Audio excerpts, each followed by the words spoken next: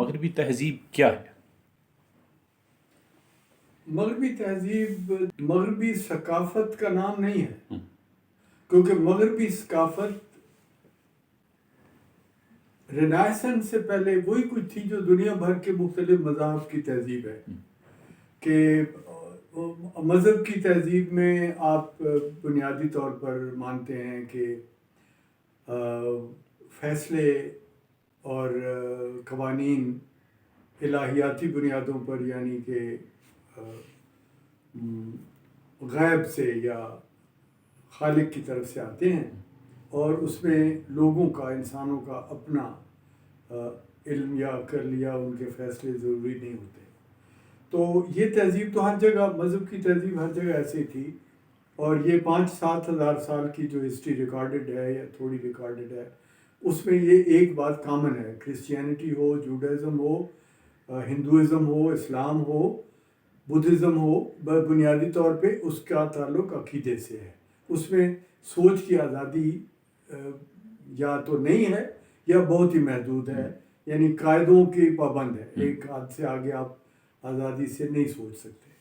تو یہ جو مغربی تہذیب بنی، جسے آج دنیا میں مغربی تہذیب کہا جاتا ہے، یہ دراصل وہ نہیں ہے جو عیسائی تہذیب تھی. بہت لوگ اسے کنفیوز کرتے ہیں کہ کرسچینٹی ہے مغربی تہذیب. مغربی تہذیب ساری دنیا، اب جاپان میں بھی مغربی تہذیب ہے، اور اب انڈیا میں مغربی تہذیب بڑھ رہی ہے، کوریا میں اور مختلف دنیا کے حصوں میں.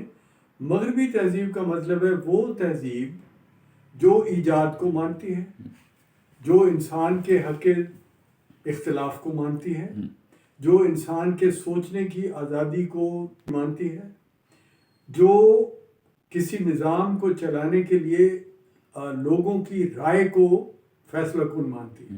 کہ لوگ جو آباد ہیں کسی علاقے میں، وہ اپنے بارڈرز میں یا اپنے حدوں کے اندر رہتے ہوئے اختیار رکھتے ہیں کہ اپنی بہتری کے لیے سوچیں اور اس پہ بحث کریں، اور اس پہ اپنے پوائنٹ آف ویو کو منوانے کے بعد رائے کے اظہار کے ذریعے اپنی حکومت بنائیں، اور اس حکومت کا ایک آئین ہو، ایک قانون ہو جو وہ خود بنائیں،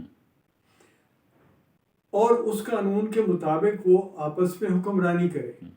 اس میں انسانوں کو جتنی آزادیاں دوسرے کو تکلیف دیے بغیر ممکن ہے وہ حاصل ہو جائیں. یعنی اگر کوئی شخص کہتا ہے کہ جناب مجھے ایک خاص انداز سے لباس پہننے کی خواہش ہے جس سے دوسرے کو تکلیف کوئی نہیں آتی، تو اس کو یہ اجازت ہو اور اسے دوسرے لوگ پابند نہ کریں. لیکن اگر دوسرے لوگ اسے قائل کر لیں کہ یار اس سے ہمیں جو جذباتی تکلیف پہنچتی ہے، تو وہ تعاون کر لیں، لیکن تشدد کے ذریعے نہیں. اسے ہم کہتے ہیں آزادیاں. اس میں لوگوں نے کہا جی کہ وہ تو آوارگی ہو گئی. آوارگی یا فحاشی یا عریانی وغیرہ کا الزام آیا. جو مغربی تہذیب ہے وہ چونکہ آزادی کے نئے قوانین مانتی ہے. انسان کے لیے آزادی کا نیا قانون یہ ہے کہ آپ دوسرے کو نقصان نہ پہنچائیں تو آپ کو آزادی ہے. اس لیے وہ مغربی تہذیب میں یہ ممکن ہے کہ ایک آدمی کہے کہ یار میں اس طرح لباس نہیں پہنتا، میں اپنے جو پرسنل سیکشول معاملات ہیں وہ میں نے طے کرنے ہیں، آپ اس میں دخل نہیں دے سکتے. میں اور میرا ساتھی، جو بھی میرا ساتھی ہے، ہمیں حق ہے کہ ہم اپنی خوشی، جس میں آپ کو کوئی نقصان نہیں، وہ ہم اپنی خوشی کریں. تو اس کو اجازت دی انہوں نے. فیصلہ اس پہ ہوتا ہے کہ نتائج کیا ہے. نتیجے میں معاشرہ برباد ہو جائے، بانجھ ہو جائے، تخلیقی قوتوں سے خالی ہو جائے، اس کے اندر بدامنی، انتشار، نفرتیں اور تصادم شروع ہو جائے تو ٹھیک ہے، وہ غلط تھا. لیکن اگر آپ دیکھتے ہیں کہ آپ نے لوگوں کو ان کے پرسنل سکھ میں دخل نہیں دیا، اور اس کے نتیجے میں لوگ بہتر ہوئے، لوگ ملائم ہوئے، لوگ شائستہ ہوئے. پینٹ اپ ایموشن جسے ہم کہتے ہیں، جو رکے ہوئے جذبات ہیں وہ آپ نے آزاد کیے، وہ ریلیکس ہو گئے. ان کے یہاں بغاوتوں کے اور تصادم کے نظریات کمزور ہوئے. ایک حصہ ہے نا یہ ویسٹرن تہذیب کا پرسنل فریڈم، کیونکہ ہم تو اس کے اوپر یہاں تو بہت زیادہ اسی کے اوپر ہی بحث ہوتی رہتی ہے کہ جی انہوں نے تو اوریانی ہو گئی، حالانکہ جو اصل بات ہے وہ انسان کی تخلیقی صلاحیتوں کو آزاد کرنا، وہ تو آزاد ہوئی. آپ نے دیکھا کہ انہوں نے آسمانوں تک سفر ہو گئے، دوسرے کروں پہ آباد ہونے کی بات آ گئی، یہ ویسٹرن تہذیب ہے. اور پھر آپ کو اپنے رائے کے ذریعے اپنی حکومتیں بنانے کا اختیار آیا.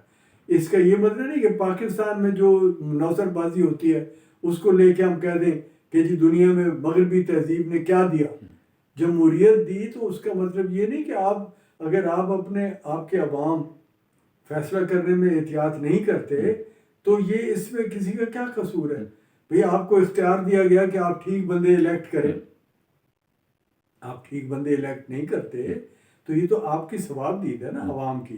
لیکن جہاں آپ کو رائٹ ہی کوئی نہ ہو وہ بہتر ہے. وہ کیسے بہتر ہے کہ رائٹ ہی کوئی نہیں؟ تو یہ مغربی تہذیب کا مطلب ہے freedom of opinion, freedom of expression, peoples right to rule, individuals right to exist with freedom. ایک فرد کو پروٹیکٹ کرتا ہے نظام